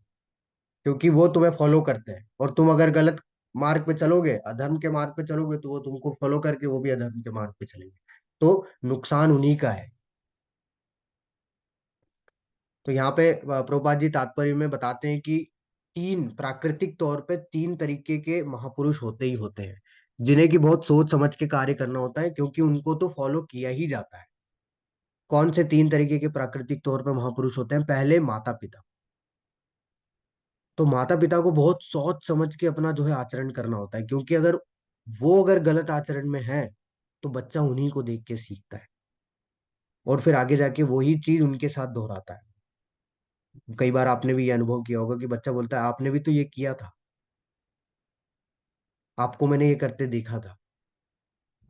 तब आप जवाब नहीं दे पाएंगे, क्योंकि आपके ही आचरण से किसने सीखा है, उस बच्चे ने सीखा है। तो इसलिए प्रभुपाद जी बताते हैं कि जो माता पिता है उनको अपने आचरण को बहुत सोच समझ के अपने कार्य को करना चाहिए। और जो आप देखे भी होंगे, बहुत जो बुद्धिमान होते हैं माता पिता, वो कभी भी अपने बच्चों के सामने कुछ ऐसी बातें नहीं करेंगे, कभी भी लड़ाई नहीं करेंगे। क्यों? क्योंकि वो सब कुछ सीख जाता है, फिर जब वो बड़ा होगा वो वापस से वही चीज दोहराए। दूसरे होते हैं हमारे गुरु, शिक्षक। बहुत ही सोच समझ के उन्हें भी कार्य करना चाहिए। उनका आचरण से ही क्या करता है, जो उनका शिष्य है, जो उनका विद्यार्थी है, वो उनसे सीखता है। आजकल आपने देखा होगा कि पूरे आ, उसमें आ, विद्यालय में, कहीं कहीं जैसे विद्यालय होंगे वहां पे शिक्षक क्या है, वो स्वयं ही जो है वो अलग अलग तरीके के व्यसनों में लगे हुए हैं ना, नशा इत्यादि करते हैं। वो बच्चा भी फिर यही बोलता है कि जब वो सर करते हैं तो हम क्यों नहीं कर सकते। कई कई जगह तो ऐसा भी आपको मिलेगा कि वो साथ में ही बच्चों के अपने शिष्यों के विद्यार्थियों के साथ में ही जो है व्यसन करने में लगे। तो यही आचरण क्या कर रहा है, सिखा रहा है किसको, उन बच्चों को। तो गुरु का बहुत ही महत्वपूर्ण रोल होता है। और अगर अपने आचरण से इस तरीके की चीजें सिखाता है तो क्या होगा, सामान्य व्यक्ति, जो सामान्य विद्यार्थी है सारे, वो भी क्या करेंगे, उसी को सीखेंगे और उसी के अकॉर्डिंग फिर वो कार्य करेंगे। तीसरे जो होते हैं वो जो उच्च पद पे स्थित होते हैं, उच्च पद पे स्थित होते हैं मतलब कि जैसे हायर ग्रेड पे, जो जैसे मान लीजिए पुलिस कमिश्नर है। अब कमिश्नर है, तो कमिश्नर अगर भ्रष्टाचारी है तो नीचे के लोगों के लिए बहुत आसान हो गया ना, जो सामान्य नीचे, जो नीचे पद पे है, उनके लिए तो हाँ चलो वो भ्रष्टाचारी, तो हम क्यों नहीं कर सकते, हम भी करेंगे। हमारे तो हमें मैं तो एक्सेस है भ्रष्टाचार करने का, क्योंकि हमारा बॉस ही भ्रष्टाचारी है। लेकिन अगर वो ईमानदार है, उच्च पद पे कोई व्यक्ति, जैसे राजा हो गया, है ना, तो प्रजा नहीं कर पाएगी कुछ भी गलत का। वैसे ही जो नीचे वाले लोग हैं, अगर कमिश्नर बहुत ज्यादा आ, ईमानदार है, तो नीचे वाले लोगों को भी डर लगेगा कि नहीं यार, फंस गए तो हमारी नौकरी चली जाएगी, क्योंकि वो तो ईमानदार व्यक्ति है। तो इसलिए जो भी महापुरुष होते हैं उन्हें हम आचरण बहुत ही सोच समझ के करने होते हैं, क्योंकि सामान्य व्यक्ति उन्हें फॉलो कर लेता है। हम भी देखिए, हम भी अपने रोल मॉडल क्या है, कुछ भी किसी को भी सोच उठा के बना लेते हैं। हम लोग रोल मॉडल बनाते हैं क्या देख के, संघर्ष देख के, किसने बहुत संघर्ष किया अपने जीवन में, ये मेरा रोल मॉडल है। संघर्ष नहीं देखना है, उसका आचरण देखना है। संघर्ष तो हर कोई कर रहा है इस संसार। जैसे कई बार लोग क्या करते हैं कि जो अभिनेता और इनको जो है आचरण, सॉरी, रोल मॉडल बना लेते हैं, उनके आचरण देखिए आप, उसी के कारण लोग भी वही सीख रहे हैं। नो डाउट, ऐसा नहीं कि सारे ही ऐसे हैं, लेकिन अधिकतर तो वैसे ही। तो वो उनके आचरण से जो है हम भी वही सीख रहे हैं, और फिर हमारे हमारे पतन तो हमारा ही हो रहा है अल्टीमेटली। तो इसलिए हमें बहुत, ये श्लोक हमें ये भी सिखाता है कि हमें बहुत सोच समझ के अपने रोल मॉडल को चुनना चाहिए, जिससे जिसके आचरण से हम लोग क्या कर सके, हम लोग अपने आप को भी जो है बदल सके, और हम अपने आध्यात्मिक इस मार्ग में उन्नति करने का प्रयास कर सके। आगे आगे भगवान बताते हैं कि वास्तव में हम लोग क्यों जो है इस संसार में फंसे रह जाते हैं, क्यों बार बार बंधन हमें मिलता रहता है कर्मों का। तो उसका कारण ये है कि हम लोग अहंकार में रहते हैं। भगवान बताते हैं, प्रकृते क्रियमाणानि गुणे कर्माणि सर्वशः अहंकार विमूढ़ात्मा कर्ता रहमपि मन्यते। जीवात्मा अहंकार के प्रभाव से मोहग्रस्त होकर अपने आप को समस्त कर्मों का कर्ता मान बैठता है, जबकि वास्तव में वे प्रकृति के तीनों गुणों द्वारा संपन्न किए जाते हैं। तो कल भी हमने देखा था कि कर्मण्यवाधिकारस्ते माँ फलेषु कदाचन, उसमें भगवान ने यही बोला था कि वास्तव में हम लोग सिर्फ कर्तव्य करने के अधिकारी है। लेकिन वो जो कर्तव्य हम लोग कर रहे हैं वो भी किसके आधार पे कर रहे हैं, प्रकृति के तीनों गुणों के आधार पे कर रहे हैं। तो हमें क्या लगता है कि, हमें ये लगता है कि सारा कार्य तो मैं ही कर रहा हूँ, लेकिन हम लोग कोई कार्य नहीं कर रहे हैं। हम लोग तो बंधे हुए हैं किसमें, इस प्रकृति में। और प्रकृति में होते हैं तीन गुण। अभी अभी के लिए आप ये समझ लीजिए, सतोगुण, रजोगुण, तमोगुण, ये क्या होते हैं ये भी आपको आगे पता चलेंगे। तो ये तीन गुण क्या करते हैं, हमें बांध के रखते हैं। तो जब भी हमारी मृत्यु होती है तो हमें अपने कर्मों के आधार पे एक नया शरीर मिलता है। वो शरीर क्या है, वो तीनों गुणों से बंधा हुआ रहता है, हम भी तीनों गुणों से बन जाते हैं। तो जो व्यक्ति जिस गुण में होगा वो गुण उससे जो है कार्य कराता है, यानी कि उसे नचाता रहता है। तो यहाँ आप देख रहे होंगे फोटो में कि हम लोग सिर्फ नाचते हैं कठपुतली जैसे, बाकी तीनों गुण हमें नचाते हैं। तो जो व्यक्ति सतोगुण में होगा, सतोगुण जो है उसे नचाता रहेगा, वो कार्य कराता है। हम लोग कुछ नहीं करते, हम सिर्फ कठपुतली जैसे नाचते हैं बस। वो जो कार्य कराएगा वो कार्य हमें करना होगा। जिस भी गुण में जो व्यक्ति होगा वो कार्य करने के लिए वो बाध्य हो जाता है, बंध जाता है, उससे बंधा रहता है वो वही करता रहता है। और हम लोग अहंकारवश ये मान लेते हैं कि सारा कार्य तो मैंने किया है, मैं ही तो कर रहा हूँ, कोई थोड़ी ना है जो मेरे से कार्य करा रहा है, सब कुछ मैं कर रहा हूँ। और वही कारण से हम लोग क्या करते हैं, इस संसार में बनते चले जाते हैं। हम लोग कार्य करते रहते हैं, वो कार्य का फल मिलता रहता है। वो फल के लिए, वो फल को भोगने के लिए फिर एक और नया जन्म मिल जाता है। तो ये प्रोसेस जो है वो चलती रहती है। तो अर्जुन बोल रहे हैं, जो कि हमारे सबका भी प्रश्न है, कि हे वृष्णिवंशी, मनुष्य न चाहते हुए भी पाप कर्मों के लिए प्रेरित क्यों होता है? ऐसा लगता है कि उसे बलपूर्वक उसमें लगाया जा रहा है। कई बार ऐसा होता है कि हम लोग नहीं करना चाहते लेकिन फिर भी कर बैठते हैं, कोई गलत कार्य हो जाता है, हमसे गलती से हो जा रहा है। तो ऐसा क्यों हो रहा है? ऐसा हम लोग हाँ, ऐसा क्या है हमारे अंदर जो कि हमें जबरदस्ती धका रहा है क्या करने के लिए? एक गलत कार्य, पाप कर्म करने के लिए धका रहा है, धकेल रहा है। ऐसा क्या है? हम लोग नहीं चाहते हैं। कई बार हमारे दिमाग में आ जाता है कि नहीं ये गलत है, लेकिन फिर भी हम लोग बाध्य हो जाते हैं और वो कार्य कर बैठते हैं। तो कल हमने देखा था, दो श्लोक, अंतिम श्लोक दो देखे थे कि कैसे व्यक्ति का पतन हो जाता है। उसी के आधार पर भगवान उत्तर दे रहे हैं। श्री भगवान उवाच कामेश क्रोधेश रजोगुण समुद्भव महाशनो महापापना विद्धि एनम इहवेरिणा। श्री भगवान ने कहा, हे अर्जुन, इसका कारण रजोगुण के संपर्क से उत्पन्न काम है, जो बाद में क्रोध का रूप धारण करता है और जो इस संसार का सर्वभक्षी पापी शत्रु है। भगवान बोल रहे हैं कि जो बुरी इच्छाएं हैं, पहली चीज तो वो है। और वही जब पूरी नहीं होती है तो वो क्रोध में कन्वर्ट हो जाती है। और जब वो पूरी हो जाती है तो वो लालच में कन्वर्ट हो जाती है। तो यानी कि हम लोग पूरी तरीके से फंसे हुए हैं किसमें? हमारी इच्छाओं की पूर्ति करने में। हमें नहीं पता कि वो इच्छा बुरी है अच्छी है, आ जाती है, उसको पूरा करने में हम लोग लग जाते हैं। हमें लगता है कि ये इच्छा पूरी कर लूंगा तो आगे आने वाली इच्छा जो है अब नहीं आएगी, लेकिन इच्छाएं तो असीमित है, उसकी कोई सीमा नहीं है, वो तो आती ही रहेगी। ये हमें नहीं पता होता। तो कल के अध्याय में भी हमने देखा था, ध्यायतो विषयापुंसा संगतिषु उपजायते संगात संजायते कामा कामा क्रोधो भी जायते, कि अगर कोई व्यक्ति किसी चीज पे ध्यान लगाता है तो उससे उसकी आसक्ति होती है, और आसक्ति के कारण से काम उत्पन्न होता है, और उस काम से क्रोध उत्पन्न होता है। वही काम और क्रोध जो है वो हमारे सबसे बड़े पापी शत्रु है। वही क्या करते हैं, हमें जबरदस्ती धकाते हैं पाप करने में, और व्यक्ति का पतन हो जाता है। अब भगवान ने प्रॉब्लम तो बता दिया, सॉल्यूशन भी बताएंगे। ये प्रॉब्लम है, हमें नहीं पता थी, प्रॉब्लम बता दी भगवान ने कि ये प्रॉब्लम है तुम्हारे अंदर, कि इन कारणों से व्यक्ति क्या करता है, पाप कर्मों में लिप्त रहता है, वो गलत कार्य नहीं चाहते हुए भी कर बैठता है। लेकिन इससे बचा भी जा सकता है, और उसका कारण ये है, कई बार आपने भी सोचा होगा कि हम सारे कार्य अच्छे कर रहे हैं ना, लेकिन हमारे साथ बुरा ही हो रहा है। कई बार हम लोग यही सोचते हैं कि मैंने तो कोई बुरा कार्य किया ही नहीं है इस संसार में, तो फिर मेरे साथ बुरा क्यों हो रहा है? मैंने तो सबका अच्छा सोचा भी है। तो एक्चुअल में अभी हम लोग सब कुछ अच्छा अच्छा कर रहे हैं, इसका ये मतलब नहीं है कि हमें सब कुछ अच्छा अच्छा मिलेगा। हमें थोड़ी ना पता हमने पिछले कितने मनुष्य योनियों में क्या किया है, कितने पाप किए हैं, कितने पुण्य किए हैं, हम नहीं जानते, ये भगवान जानते हैं, और उसी के अकॉर्डिंग भगवान हमें फल देते हैं। इसलिए तो मैंने पहले आपसे प्रश्न पूछा था कि क्या पाप करने और पुण्य करने में दोनों बराबर हो जाता है, क्या इक्वल हो जाता है, नलीफाइड हो जाता है? नहीं होता है। हमें वो मिलेंगे ही मिलेंगे। मान लो हमारे अभी नहीं खत्म हुए तो फिर एक और जन्म लेना पड़ेगा हमें उसको खत्म करने के लिए, लेकिन वो खत्म करने पड़ेंगे, क्योंकि जितना हमने बोया है उतना तो हमें पूरा करना ही पड़ेगा उसको। यही कर्म का सिद्धांत है भगवान के।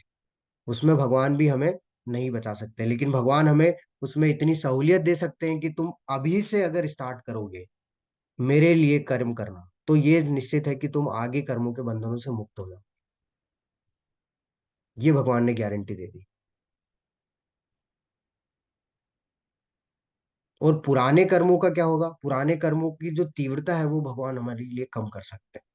कि उससे अगर मान लो, अगर किसी का ऐसा कर्म होगा जिससे कि उसका एक्सीडेंट होना है, तो उसको एक खरोच दे के भगवान छोड़ देते हैं। कई बार बोलते भी है ना हम लोग कि एक्सीडेंट होता है व्यक्ति का, तो बोलते हैं कि भगवान की कृपा है बच गया, नहीं तो बहुत ही भीषण जो है एक्सीडेंट हुआ था, बचने का कोई चांस नहीं था, लेकिन भगवान की कृपा है बच गया। तो कहीं ना कहीं उसने भक्ति की होगी भाई, कहीं ना कहीं भगवान से जो है जुड़ने का प्रयास किया होगा, तो उसे कृपा मिली है। तो भगवान कृपा से किसी को वंचित नहीं करते, भगवान सबको जो है समान रूप से जो कृपा देते हैं, लेकिन प्रयास हमारा जरूरी है, प्रयास हमारा दिखा है।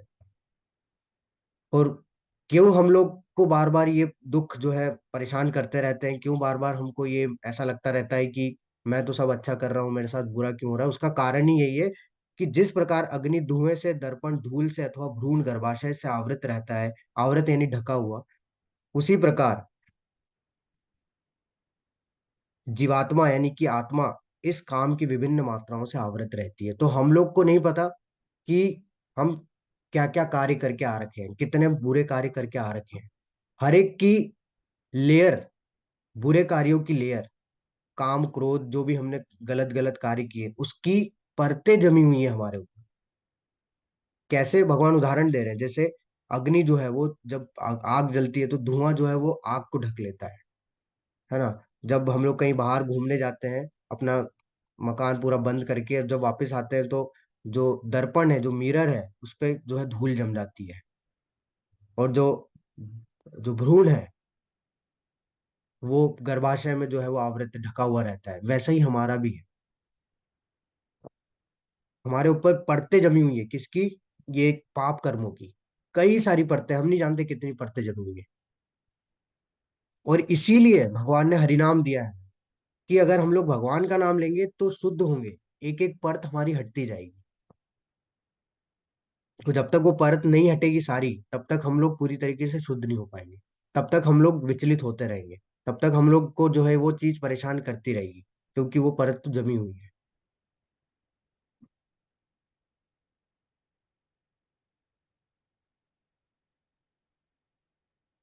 तो इसलिए हमें भगवान का नाम लेना होगा कि हम लोग धीरे धीरे वो परतों को साफ कर सके, और क्या कर सके, भगवान से जुड़ने का प्रयास कर सके, उनको शुद्ध कर सके अपने आप को।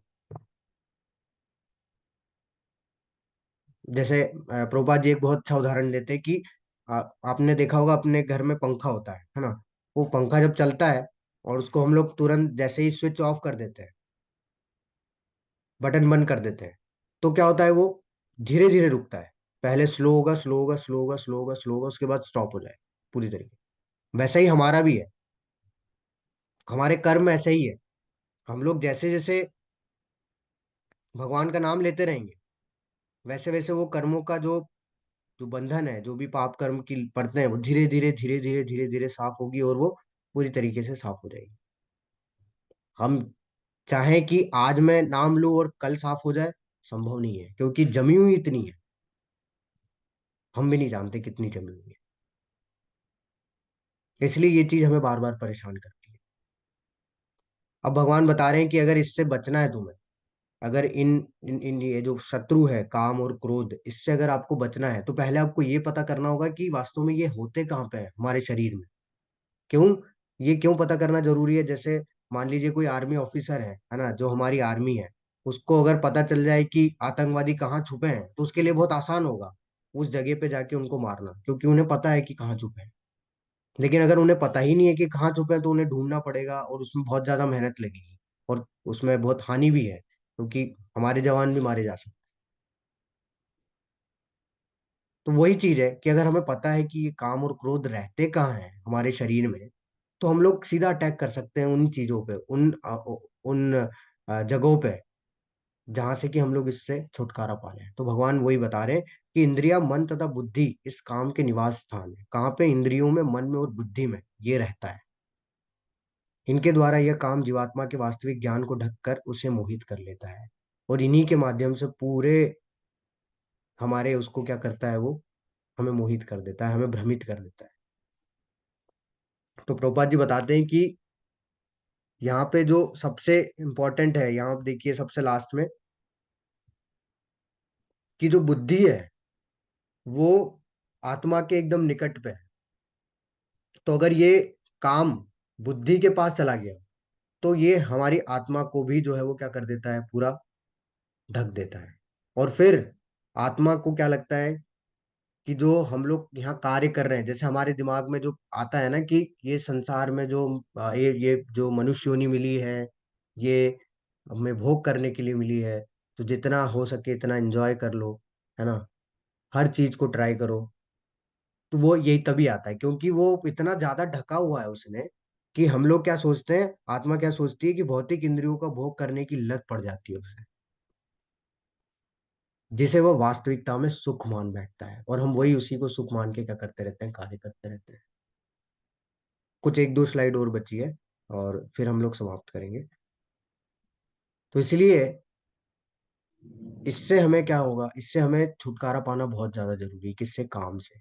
अब भगवान ने बता दिया निवास स्थान, भगवान बताएंगे कि कैसे इससे छुटकारा पाया जा सकता है। तो यहाँ पे एक आप फोटो देख रहे हैं, तो इसके माध्यम से हम लोग समझ सकते हैं। तो ये जो रथ है, रथ किसको दर्शा रहा है, शरीर को दर्शा रहा है। इंद्रियां क्या है, इंद्रियां ये है, आंख, नाक, कान, त्वचा और जिह्वा, ये हमारी इंद्रियां हैं। और मन जो है वो इन इंद्रियों का लगाम, यानी ये घोड़े जो है इंद्रियों को दर्शा रहे हैं, और इनकी लगाम क्या है, मन है। और किसको, इस लगाम को किसने पकड़ रखा है, बुद्धि ने। और इस पूरे रथ पे कौन बैठा है, आत्मा बैठी है। तो इसको संभालना है हमें। ये गिर जाएगी कब, जब ये घोड़े जो है उटपटांग तरीके से कार्य करेंगे।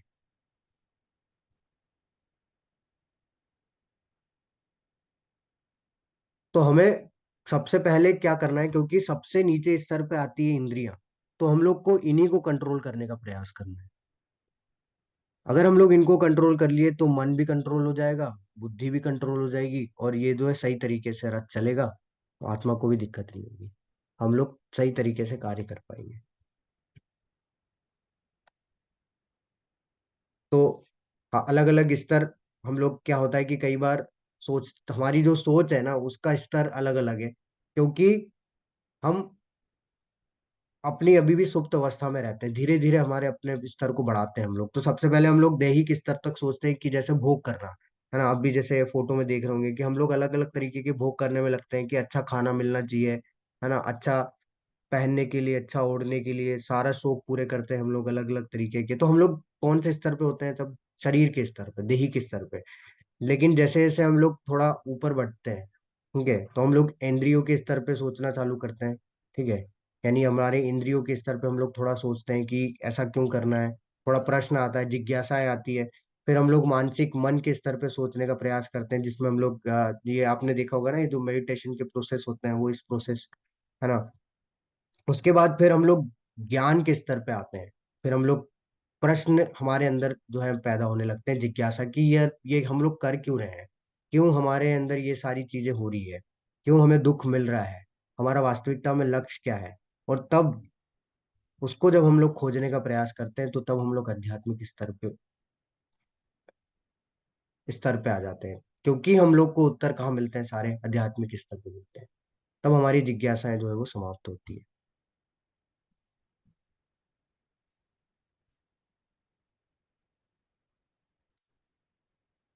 तो भगवान अभी उदाहरण, सॉरी, सॉल्यूशन बता रहे हैं कि कैसे इससे बचा जाए। भगवान बोल रहे हैं कि इसलिए है भरतवंशियों में श्रेष्ठ अर्जुन, भारत प्रारंभ में ही इंद्रियों को वश में करके इसे, इस पाप का महान प्रतीक यानी काम का दमन करो, और ज्ञान तथा आत्म साक्षात्कार के इस विनाशकर्ता का वध करो। इस प्रकार है महाबाहो अर्जुन, अपने आप को भौतिक इंद्रियों, मन तथा बुद्धि से परे जानकर, और मन को सावधान आध्यात्मिक बुद्धि में से स्थिर करके आध्यात्मिक शक्ति द्वारा इस काम रूपी दुर्जय शत्रु को जीतो। भगवान क्या बोल रहे हैं कि इसको कैसे जीता जा सकता है, इसको सिर्फ एक ही तरीका है जीतने का, इससे, वो है आध्यात्मिक बुद्धि से।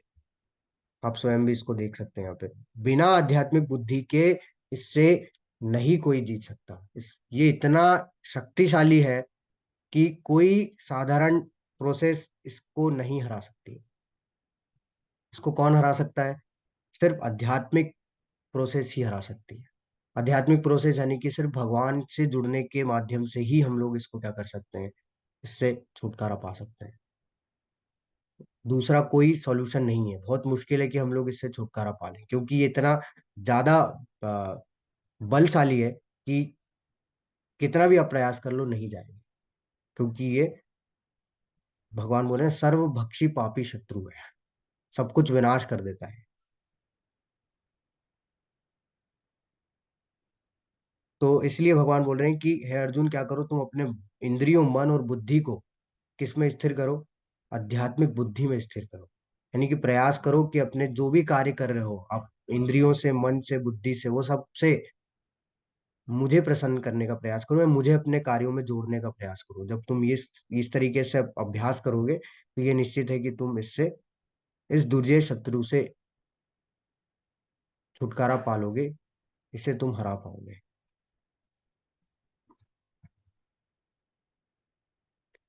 अंतिम में प्रभुपाद जी बताते हैं कि भगवत गीता का यह तृतीय अध्याय निष्कर्षतः मनुष्य को निर्देश देता है कि वह निर्विशेष शून्यवाद को चरम लक्ष्य न मानकर अपने आप को भगवान का शाश्वत सेवक समझते हुए कृष्ण भावनामृत में प्रवृत्त हो। भौतिक जीवन में मनुष्य काम तथा प्रकृति पर प्रभुत्व पाने की इच्छा से प्रभावित होता है। ये हमने देखा, अहंकार विमूढ़ात्मा, क्योंकि हम लोग को इतना अहंकार हो जाता है कि हम लोग सोचते हैं कि मैं ही कर रहा हूँ सारे कार्य, है ना। प्रभुत्व तथा इंद्रिय तृप्ति की इच्छाएं बद्ध जीव की परम शत्रु है। और अगर हम लोग ये अहंकार करते हैं तो वही हमारा शत्रु बन जाता है। क्यों? क्योंकि वो अहम के भाव से ही हम लोग क्या करने लगते हैं, कार्य करने लगते हैं। इसके लिए मनुष्य को सहसा अपने नियत कर्मों को बंद करने की आवश्यकता नहीं है। अगर हम लोग को इनको नियंत्रण में लाना है तो इसको कोई ऐसा नहीं है कि हमें उन कार्यों को बंद करना है, नहीं। अपितु धीरे धीरे कृष्ण भावनामृत विकसित करके भौतिक इंद्रियों तथा मन से प्रभावित हुए बिना अपने शुद्ध स्वरूप के प्रति लक्षित स्थिर बुद्धि से दिव्य स्थिति को प्राप्त हुआ जा सकता है। तो कृष्ण भावनामृत का मतलब ही यही होता है कि हम लोग अपने कार्यों में भगवान को जोड़े। कैसे हम लोग भगवान की सेवा कर सकते हैं? अपने नियत कर्मों से, कुछ भी छोड़ना नहीं है।